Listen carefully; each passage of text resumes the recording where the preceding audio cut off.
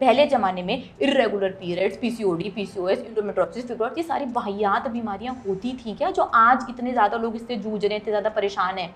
India में तो खासकर हर 10 में से तीसरी महिला को है पीसीओडी, पीसीओएस की प्रॉब्लम। उसका रीज़न क्या है? क्योंकि हमने अपना खाना बदल दिया, क्योंकि हमने अपना लाइफस्टाइल बदल दिया। अपने पुराने लाइफस्टाइल में चले जाओ, वही खाना खा लो, पानी पी लो, सो लो 8 घंटे, ठीक हो जाओगे भाई साहब। मेरे को भी ऐसे ही लगता था, मेरे को भी तो हाइपोथायराइड था ना कविता जी। मुझे भी ये लगता था कि अब तो सुबह उठकर एक गोली तो खानी ही पड़ेगी। जो डॉक्टर बताते हैं कि मिस तो बिल्कुल भी मत करना, नहीं तो ये हो जाएगा वो हो जाएगा, मैं भी खाती रही भाई इतने साल।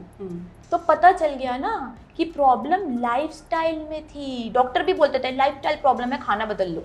अब उनको खाने के बारे में नहीं पता, उन्होंने उसकी पढ़ाई नहीं करी ना। वो जो भी बोलते हैं उनको जानकारी नहीं है, तो लोगों की गलती, उनसे पूछते डॉक्टर से आप बता दो क्या खाना है, तो गलत बात है। उनसे पूछो जिनको एडवाइस है।